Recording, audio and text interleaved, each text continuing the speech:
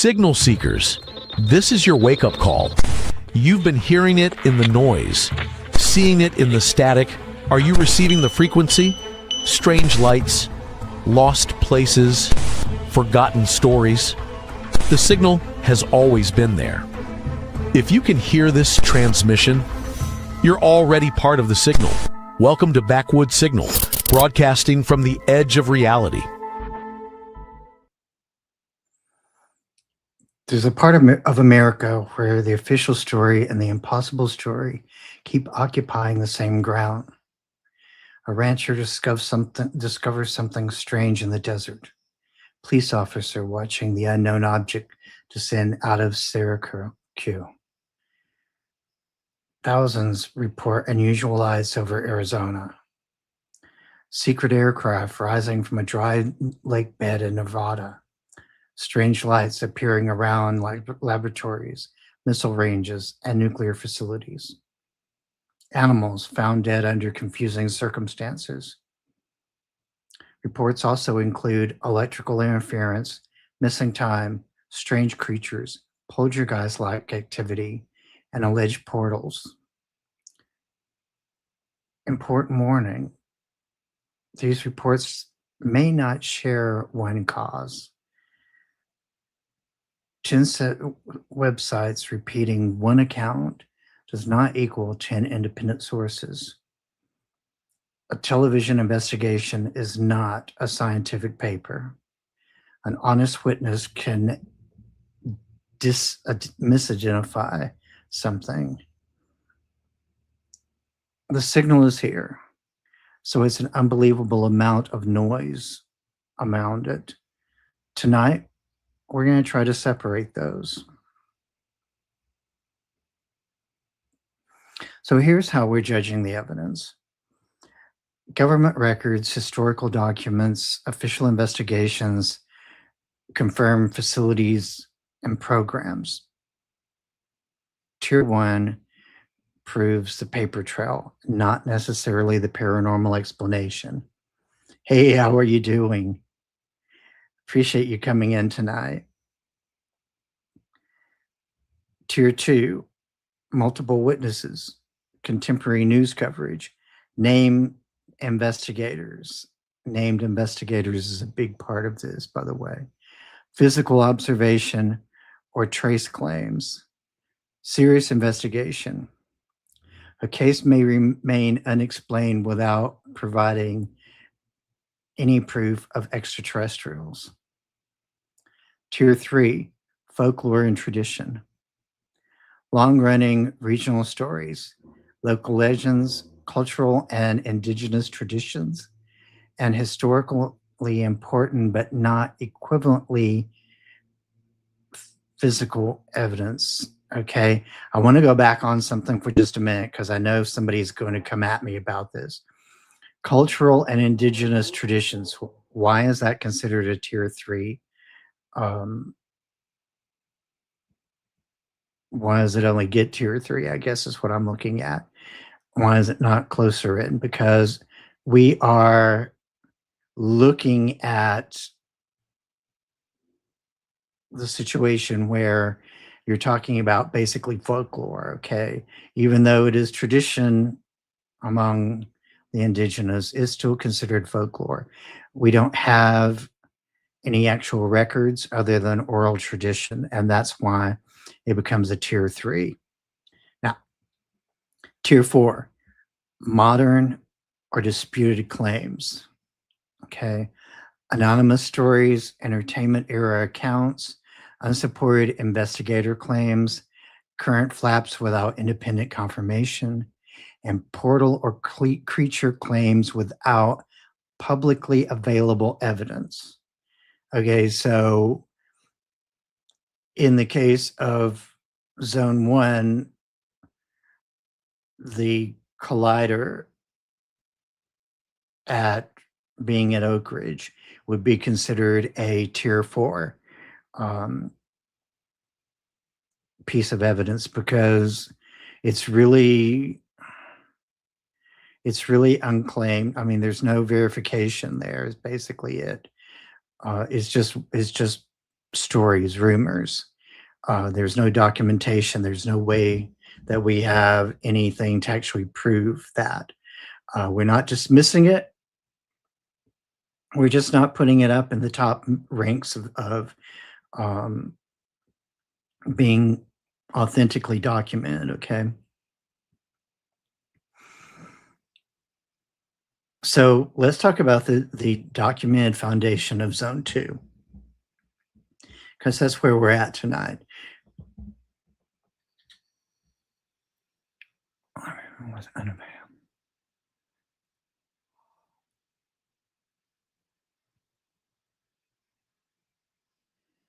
Right, right. And see, that's the thing. There's some things that we have to use discernment on. You know, anybody can go back and change something, especially these days, in a book or a report or any of that. So unless you can prove that what you have is the authentic report, it's kind of a gray area in a sense. And I really hate to say that because everybody's like, oh, you can't trust anything anymore. It's all AI and everybody's doing whatever, which is,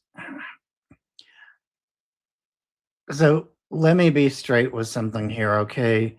Like when we're having to go back and we're having to do an investigation, if we're really seriously wanting to find answers, we're never going to, like, I never say just because I've reached a conclusion that it's a concrete conclusion. You know, if I go back later and I find something to be falsified, or I find evidence that disproves something that we believed once before, which in a lot of the older cases, we have some things that were disproven that were believed to be part of the story. And, you know, a true investigator or a true researcher is going to be able to keep their information fluid. You know, they're not going to just go and say, well, this is what I found at this point, and this must be the absolute truth, because we don't, hey, Connie, we can't operate that way. Basically, that's what I'm saying. We can't operate with absolutes when it comes to research, you know, until we get to a point where we've exhausted everything.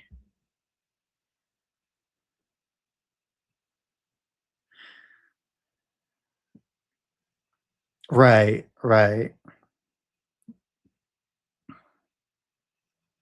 So let's talk about the documented foundation of Zone 2. Okay. Remove every paranormal marker from the map. Let's start out with that, okay? Zone 2 will still be an extraordinary region if you do that. And here are the reasons why. If there was nothing paranormal about Zone 2, these are substantial reasons why we would have it on our radar. Okay. Secret aerospace testing, restricted aerospace, missile ranges, nuclear development, weapons testing, military installation, and enormous federal land holdings. Okay. So those, I mean, just the land holdings alone is enough to make me go, well, whoa, what's going on here? But all of these things can play into the paranormal side as far as UAPs, UFOs, weapons testing. You know, if they're testing, what's something that people talk about right now, the mind control things and so forth like that. If they're testing, you know, sound, sound or light or vibrational weaponry, you know, all of those things play into some of this, because in the weapons testing areas, I mean, we don't know what they're doing. It's national security, so we're not going to know that necessarily. So let's talk about some of the spots that make us raise an eyebrow, so to say. New Mexico, we got Los Alamos, White Sands, Holloman Air Force Base, Kirkland Air Force Base, Trinity Nuclear Test Site. All of those have shown up at some point in UAP and UFO reports at some point. Yeah, there's not any time that you go to research anything about UAPs, aerial phenomena, that those names don't show up at some point. Sorry about that. It's that time of year, guys. Nevada, Groom Lake, Area 51, Nevada Test Site, Nellis Air Force Base,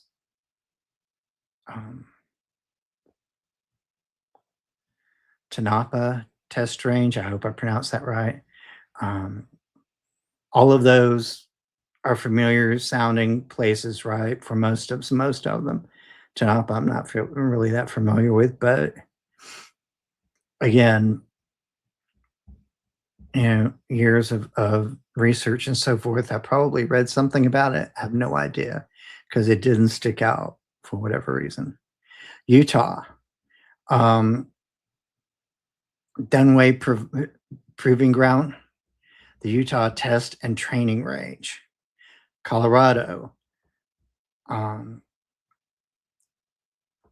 Shania Mountain, and major aerospace and defense installations.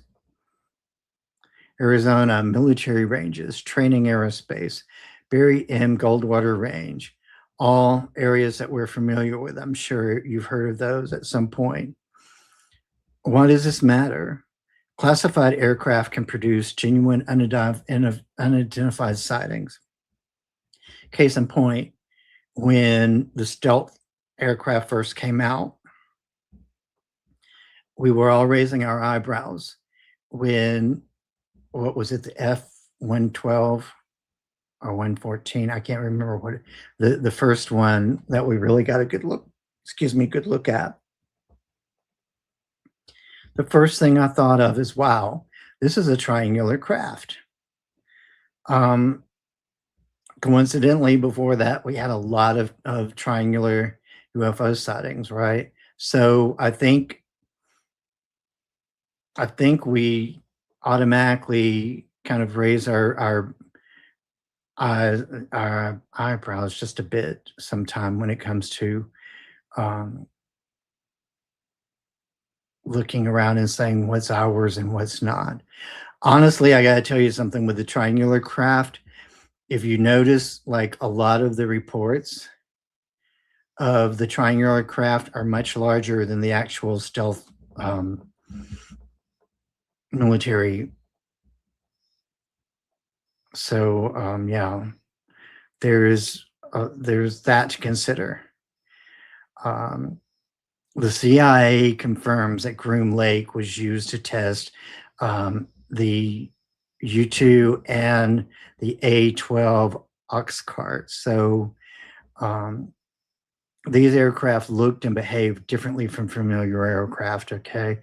If you go back and you do the research on those, you'll find that there was some stuff about them that people probably not just everybody has seen before. So that was a big deal, and it's still a big deal when it comes to testing. Witnesses could honestly report something unusual while misidentifying the origin of some of these aircraft. Military activity does not explain every report, though, and that's one of the things that we have to understand.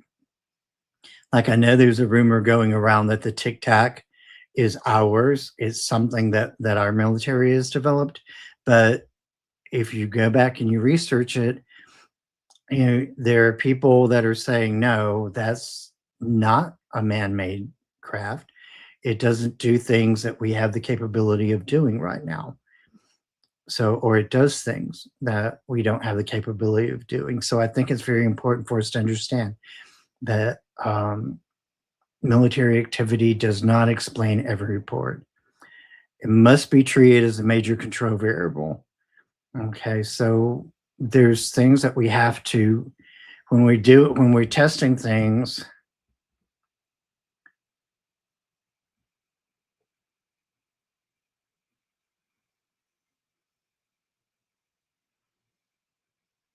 right, right. And I get that. Um, again, there are things that we're learning, and this is why we have to be fluid in our research and our understanding of things, because the more we know, the more we find out, the more we need to be willing to incorporate new findings into our current belief system. So when new information comes out, when information from history and so forth comes out, uh, that we didn't know before, we need to take a note of that. We need to see if it is substantial enough to change our trajectory of our research. You see what I'm saying?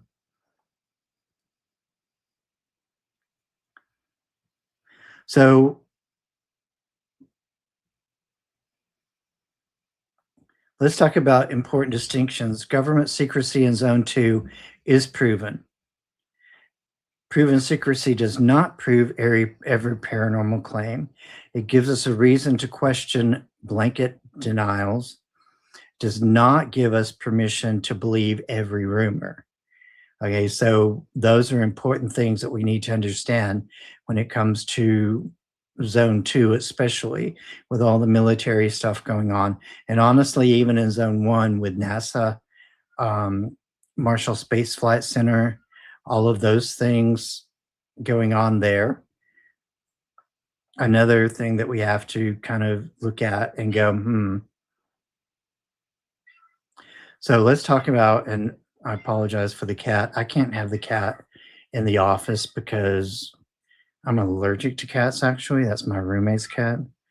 And this is a cat-free zone in here, so I can actually do the podcast without suffering continuously.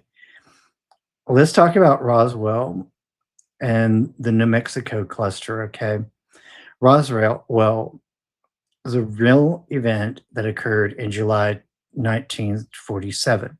Now, before we get into the whole, well, you just said Roswell is a real event, and you just told us that your research is fluid.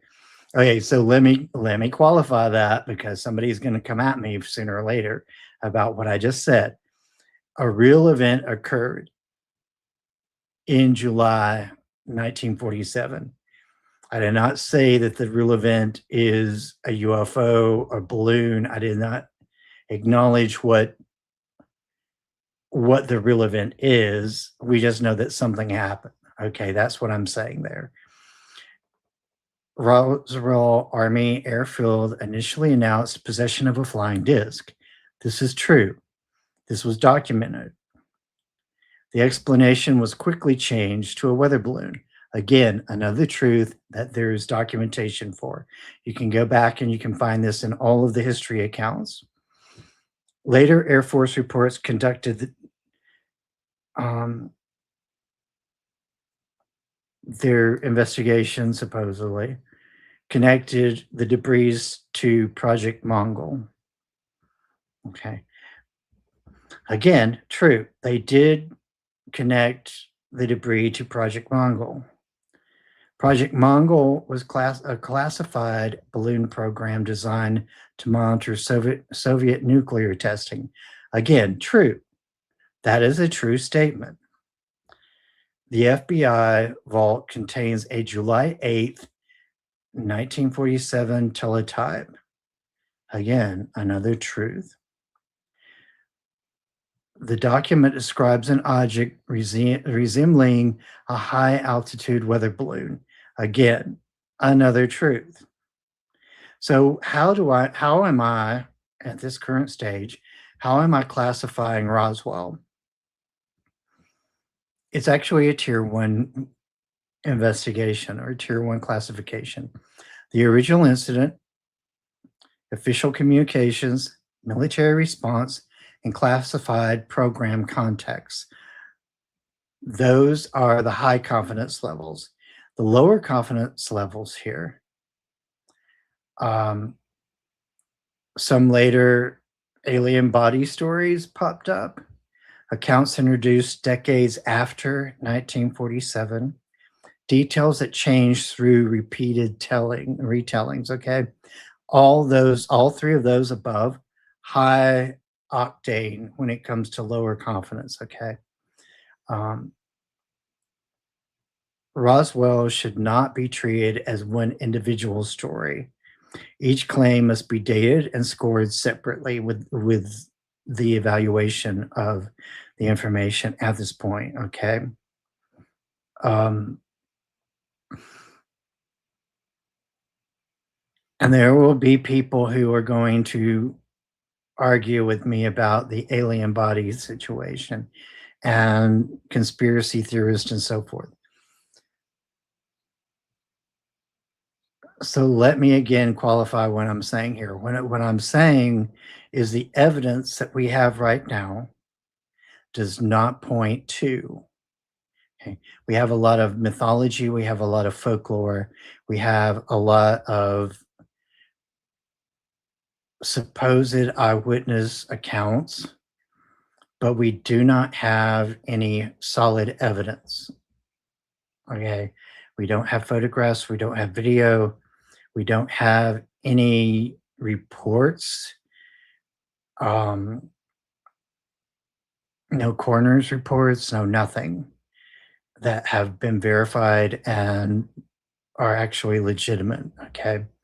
So that's why the alien body part is classified as a lower confidence for the zone map, okay?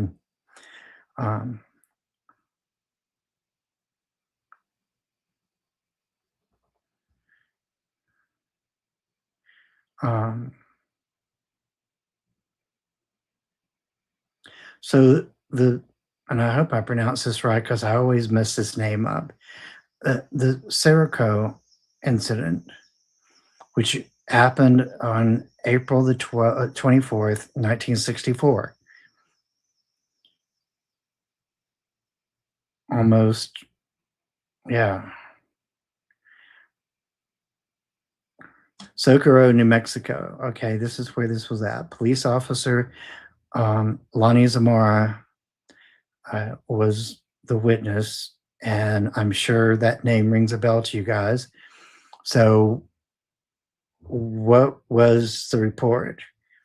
Zamora claimed that he saw an oval or egg-shaped object, two small figures near the object, a loud sound, flames or exhaust, and the object departed rapidly. Investigators reported physical observations on the scenes. The case was investigated through Project Blue Book, and it remains one of Blue Book's better-known unexplained incidences, even though there are people online that will tell you that this story has been debunked. What I'm going to say about that is until somebody gives me the proof of how that was debunked and shows me the evidence that they have to debunk it, then I'm not going to say that I believe that right now. Again, any of these stories, the legitimacy of them, the truth behind them, we have to see what the evidence is currently saying to decide whether they happen or not. Okay, we can't just say, okay, so well, this and this and this person said this and this and this, and so my great great grandfather overheard somebody's great aunt's neighbor's son tell the postman that this. We can't do that. We have to have solid evidence one way or the other. Okay, so Why is this story important? There was a named law enforcement witness, immediate reporting, rapid investigation, physical site observations, official documentation, less dependence on story and collected data later.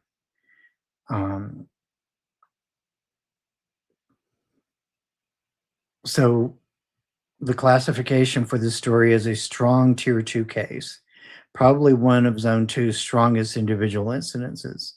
Unexplained does not automatically mean extraterrestrial. Okay, those are that last part is the thing that I need for you guys to understand.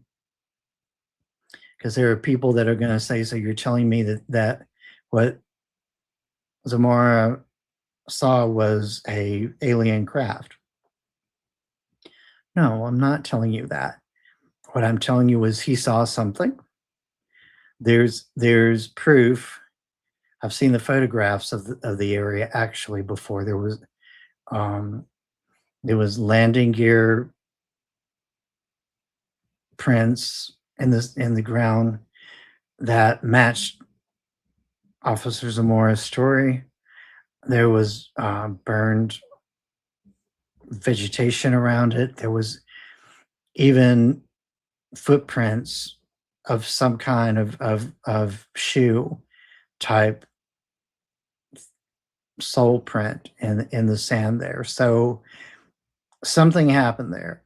We have physical evidence to trace back to it. We have eyewitnesses, have a lot of stuff going on to know that something happened. So let's talk about some other New Mexico cases. We got the Farmington incident, major series of aerial objects reported in 1950, sometimes described as the Armada, needs deeper examination using the newspaper coverage, okay? Because there's some things in there that are not, that I don't have in my files right now that says that that I know a lot about that. It is notable, but I don't have a lot on that yet. Green fireballs reported around New Mexico during the late 1940s. Concerned military and scientific observations appeared near sensitive locations. Possible explanations include meteors, atmospheric events, military activity, misidentification, and unresolved area phenomena.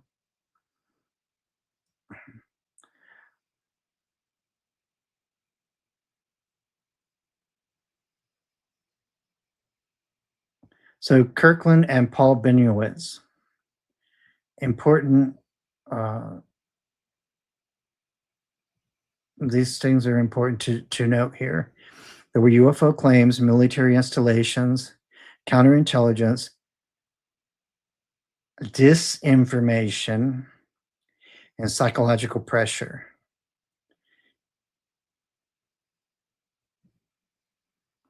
So with that, warning for the entire project, a person can observe something unusual. False information can then be deliberately introduced. The resulting mythology may contain both genuine events and manufactured explanation. And so these are things we have to watch out for in investigation and research too. Is disinformation being trickled into an actual event? Not that that would happen, right?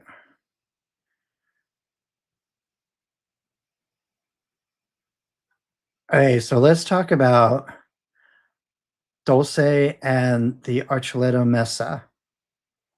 Archuleta Mesa is a real location. The stories claim the existence of underground alien human bases, genetic experiments, underground levels, armed battles involving humans and non-humans. The extraordinary base story lacks public available physical documentation. No verified evidence currently establishes an underground alien facility. So let me be really clear here. I was really young when I first read the Dossier report, okay? And my first thought on this is some made up crap. There's no way this has really happened. And yet, it was being propagated by experts, quote unquote experts, in the UFO community as truth for years. For years, it was being circulated around as, we know this happened, we have witnesses, we have this, we have that. We don't have that. There's nobody that's actually been able to verify any of the stories of that right now. Now, am I going to say at this point in my life, with the things that we do know, that it did not happen? It's possible. I'll say that. Anything is possible. But until we get verifiable proof, some kind of documentation, some kind of reasonable, hardcore evidence, I'm not buying it. So let's talk about the classification of this story, because this is important. The location and the mythology are real. Okay, so the mythology exists, the location exists. The underground base narrative is not established. Mostly tier 3 and tier 4.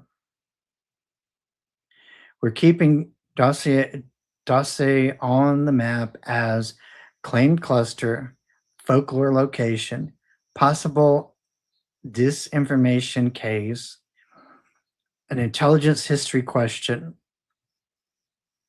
We're not going to present it as a proven alien base. Okay, that's what's happening with Dossier in this project. The Phoenix Lights. Are we ready for this one? March 13, 1997. Reports came from different locations across Arizona. Witness described lights in formation, a V-shaped arrangement, huge, large object, lights apparently moving silently. The term Phoenix Lights may combine multiple events. Later lights near Phoenix are commonly connected to military illumination flares. The early reports may represent a very different event. So here are some critical points with this story. A flare explanation for later lights does not automatically explain earlier reports. Earlier eyewitness accounts does not automatically prove one enormous craft. Okay, so you see how that works? The event needs to be reconstructed by time, location, direction, elevation, witness position, photographs and video, and known aircraft and military flare activity. The classification for this particular event is a tier 2. Genuine mass reporting event, probably contains more than one observation and explanation. So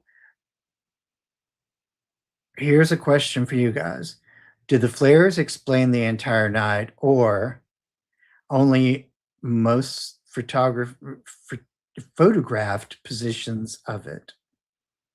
So basically what I'm asking you guys is, was what was being seen all night long the flares, or only the most photographed position of the thing? So going back and looking over, those things, I don't think everything that was photographed that night was a flare. That I will say. I don't think so. Just my personal observation. Area 51 in Nevada. This is one of those things that I know somebody's going to come at me sideways about sooner or later talking about this for whatever reason. I just feel it. Area 51, we know it's real. There was actually a court case about Area 51. The government had to finally acknowledge the fact that Area 51 existed because it became a public event, basically, this court case. Safety issues, safety violations at Area 51. Groom Lake was used for classified error development and testing. This we know is true. Documented programs include the U2 and the A12 ox cart rather. So we know that because we have documentation on that Groom Lake does exist as a testing facility. Okay. The location created perfect conditions for UFO reports. And because we had restricted airspace, unfamiliar aircraft, unusual flight characteristics, heavy security, and official silence. So there was a lot going on there that gave us reason to believe that some of the things people said they were seeing were UFOs. And it could be that could be a thing. I'm not going to sit here and say that it was not. But what I am going to say is I'm not going to draw a conclusion and say because it did not match anything that we know about, that is not ours. Because the point of an installation that tests technology is they're going to be testing technology that we probably don't know about. Stealth technology was alien to us at one point. As far as that goes, having a telephone in your pocket was alien to us at one point. Not the same, but is it? So let's talk about one of my favorite people, Bob Lazar. He claimed he worked near Area 51 at a location called S4. Claimed extraterrestrial craft were being reverse engineered. His story remains heavily disputed. The questions remain about employment documentation, education records, credentials, access, and whether part of his story was based on known military activity.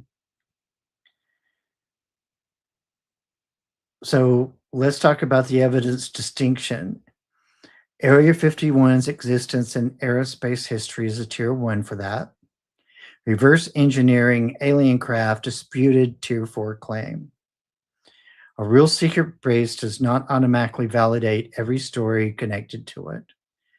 So when I put that in there, what I'm saying is just because Area 51 is a thing, we know it's a thing. We know that they do testing there. We know that there's probably some black projects that go through there that we can't even fathom. Does not mean that because we know what we know or we think we know, that Lazar's story is factual, okay? How is that for some grammar? Am I going to say that Lazar could be telling us a lie or a truth? No, I don't have the information. What I have is a lack of information. So that's why his story to me is verging on mythology, folklore. Again, it's how much information we have to prove something that moves it closer to a tier 1.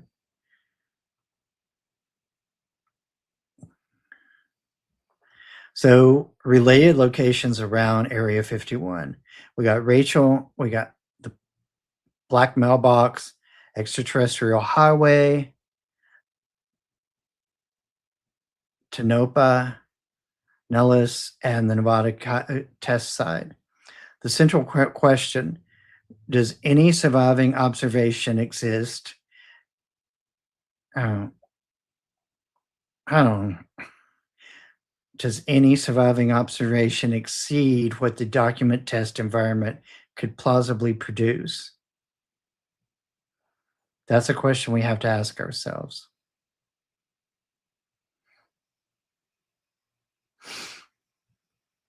So let's talk about Skinwalker Ranch, another one that that I have to kind of judge carefully. And not because I don't believe Skinwalker Ranch. I try not to get too many, again, absolutes. We don't have a lot of absolutes in the research at this point. There's just not. It's hard. At this stage, we don't have a lot of smoking guns that points to a lot of stories, okay? A lot of lies. So with Skinwalker and the basin around it, or the basin around it there, the reported phenomena, strange lights, structured objects, large wolf-like creatures, animal deaths, electronic disturbances, poltergeist-like events, alleged portals, and hitchhiker effects. So here's the documented history that we have right now. Reports associated with the Sherman family. Property later purchased by Robert Bigelow. Investigated by the National Institute of Discovery Science. Later connected to government-funded work surrounding AWASP, okay? The AAWSAP. Sustained organized investigation is documented. Important distinction. Proof that a location was investigated is not proof that its paranormal claims were verified. Let me reiterate that. Proof that a location was investigated is not proof that paranormal claims are verified. Everything you see on TV is not proof that something is what we say it is, okay? Government interest is not government confirmation. Television footage is not enough by itself. Are we surprised that that is part of the criteria? What is needed? Raw data, instrument specifications, collaboration records, synchronized clocks, environmental controls, independent analysis, repeatable results, and complete chain of custody. So let's talk about the classification. The investigation history document. The basin as a multi-category cluster, high interest, specific portal, creature, and hitchhiker claims case by case. Skinwalker Ranch is a container of many claims, not one piece of evidence. All right, let that sink in. Because there's a lot, I mean, obviously, when it comes to Skinwalker Ranch, because of the popularity of the television show, because of the popularity of the books, the story itself, the mythology behind it, and so forth, the general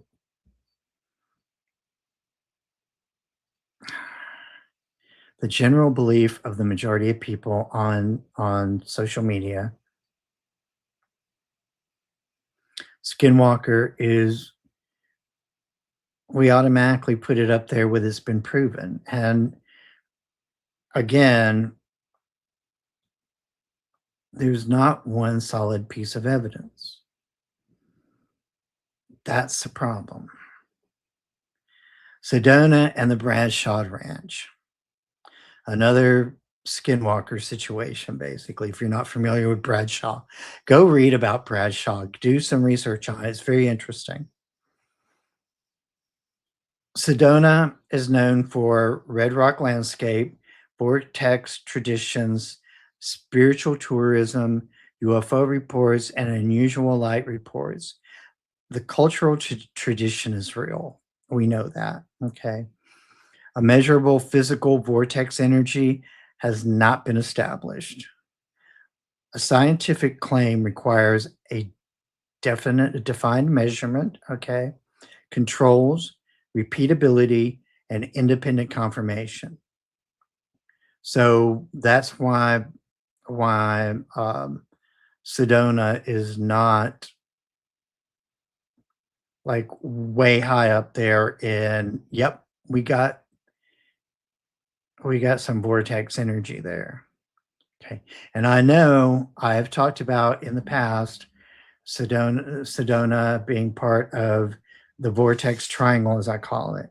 Again, we have to understand that with this project, I've literally thrown everything back into a pile and said what I thought I knew at one time may or may not be accurate.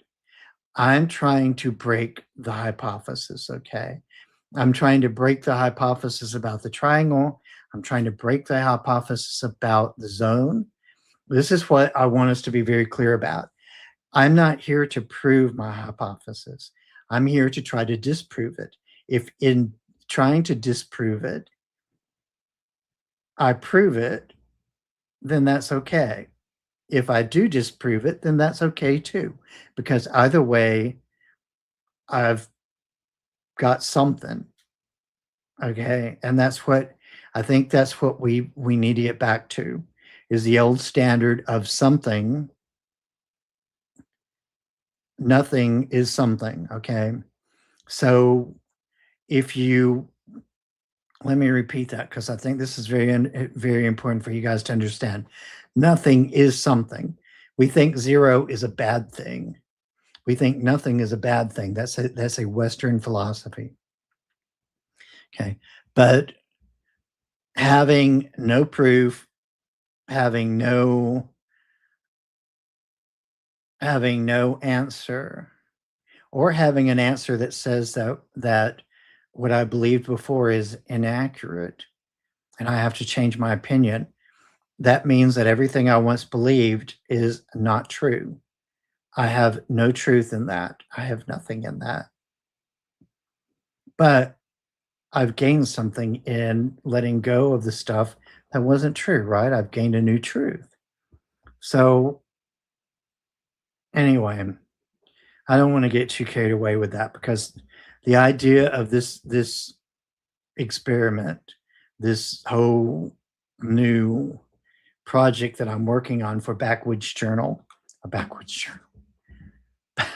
Signal is and sometimes it feels like a journal, is about not trying to prove, but trying to break some things. And because again, if we break it, that means we've learned something.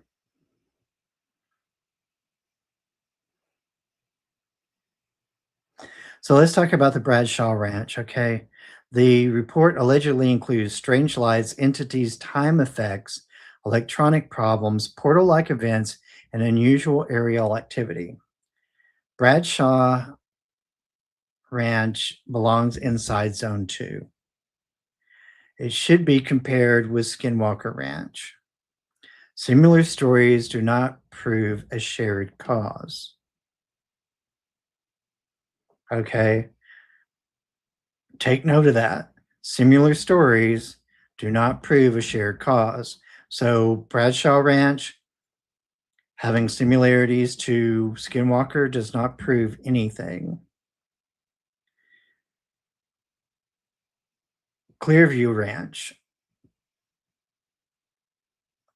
For those of you that don't remember what Clearview is, that is where Katie Page grew up, spent part of her childhood. So Katie Page has a connection to Clearview Ranch. It is part of Zone 2. So we're treating Clearview Ranch as an active research lead. Do not treat its claims as settled conclusions. Ask Katie and other participants what exactly was observed, who witnessed it, was it recorded at the time, were clocks synchronized, what instruments were operating, was the original file preserved, what conversations causes checked. Well, no, were conversational causes checked?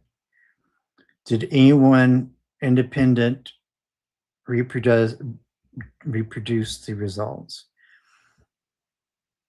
Actually, I know the answer to that one, sort of.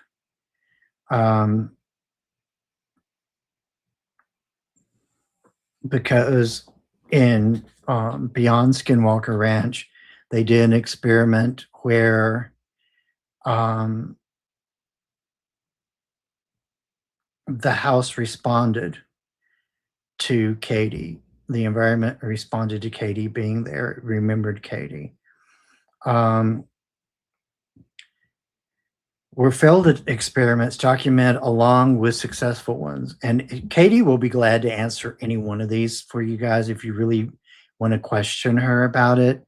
She's very open to questions about for people who are legitimately trying to investigate. Don't everybody bombard her at once, but she's very open to honest investigation from people. So approaching her with some of these questions is not unheard of. She's not like a lot of people. She's not going to put you off.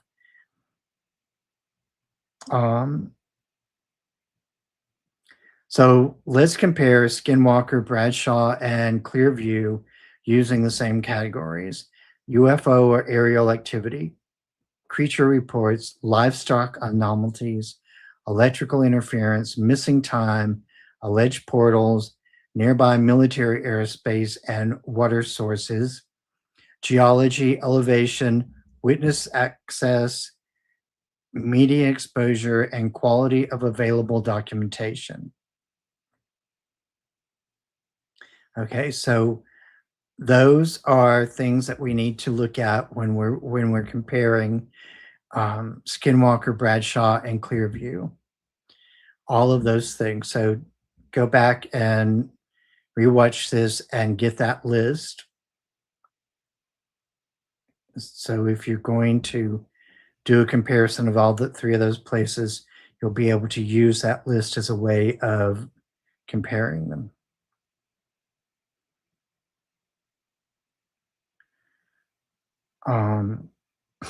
Let's talk about Snippy, the horse, and Lady, a famous horse death that occurred in 1967. Okay. The horse is usually called Snippy. Reports indicate the animal may actually have been named Lady. That is not accurate. Lady was Snippy's mother. Okay. So let me clarify something from Katie herself about this part. Snippy was Snippy, and Lady was Snippy's mother. Okay.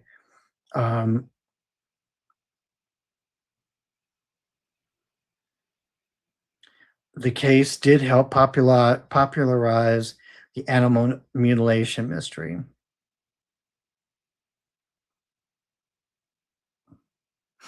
So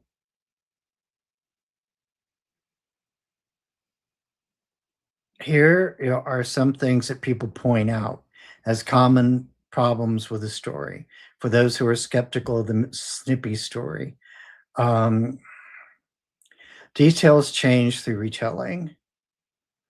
Claims include precise tissue removal, lack of blood, strange tracks, unusual odors, radiation, and UFO activity. Some details are better documented than others. So I'm going to tell you, like personally, with all of there have been some very good investigation on Snippy. When I included this in what I'm talking about tonight, I want to make a point about that and why this is in here, because again, this is a fluid thing. This research is fluid. I'm taking into consideration all accounts, all perspectives on each story, and I'm eliminating what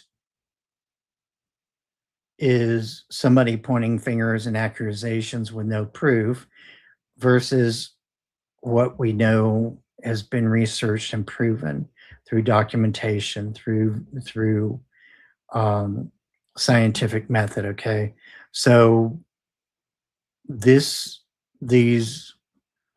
problems with the story comes from sources that may be trying to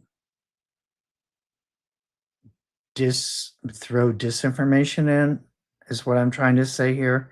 So again, that's part of what we have to do, though, is we have to determine, is this real or is it Memorex, to quote a very old commercial. Requirements for modern cases. Photographs before the carcass is moved. That must be a requirement for modern cases. We need to have those. Veterinary reports, okay, toxicology, weather records, insect activity, scavenger assessment, estimated time of death, trace evidence, chain of custody, and comparison with ordinary livestock deaths. We need to make sure that in modern reports that we have these things. Snippy is obviously a historic case, and we can go back and we can trace weather on that day in that location, and maybe scavenger assessments and so forth like that based on photographs, because there are photographs of Snippy. But obviously there are some things that historically we can't go back and verify, okay? So an important warning with this and with all cases, no blood is not automatically an anomalous event, okay? Blood can settle, clot, remain inside the carcass, or be affected by decomposition. Scavengers also often remove soft tissue in ways that appear unusually clean.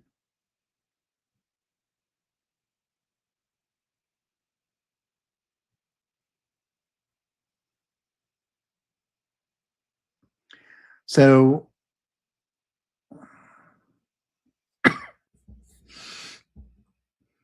the verdict right now on Snippy, the clusters in that valley are legitimate multi-category report clusters. We have the documentation to prove that that actually was an event that happened. Documented animal death is not the same as documented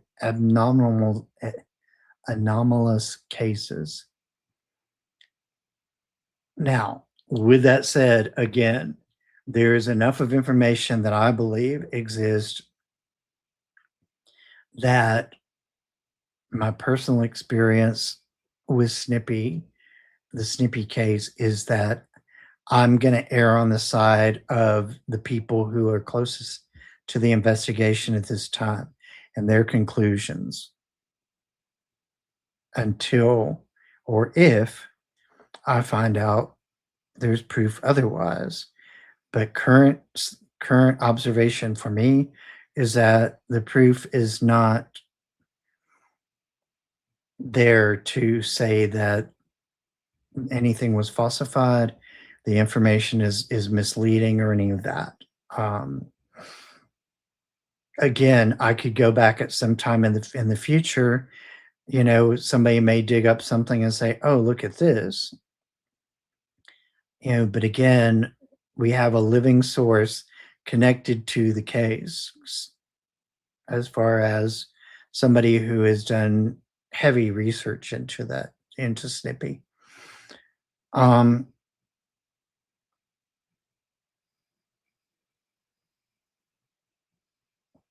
There's a lot of information to go over here, and we're at the top of the hour. So I kind of want to end this here and then come back next week and do a part 2 to zone 2. For those of you who want to know if we're going to ever talk about cryptids in zone 2, yes, we are. That will be how we open next week with cryptids. And let me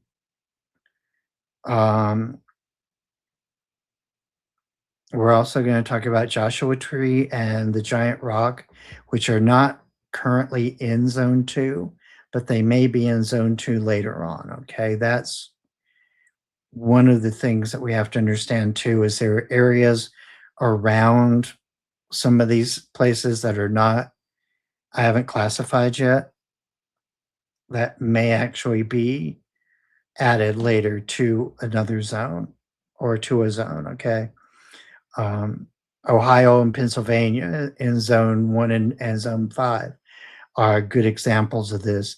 I'm going back and forth about how to add those now, because I'm finding information that's making me go, part of Pennsylvania sounds like zone 5, part of Pennsylvania sounds like zone 1. We're also going to touch on the 33rd and 37th parallel next week. I think that's very important to talk about, because in the past I've mentioned it. Several podcasters have mentioned the 33rd and 37th parallels. I'm going to talk about that next week, because I think that's important. I think you'll be surprised by the results.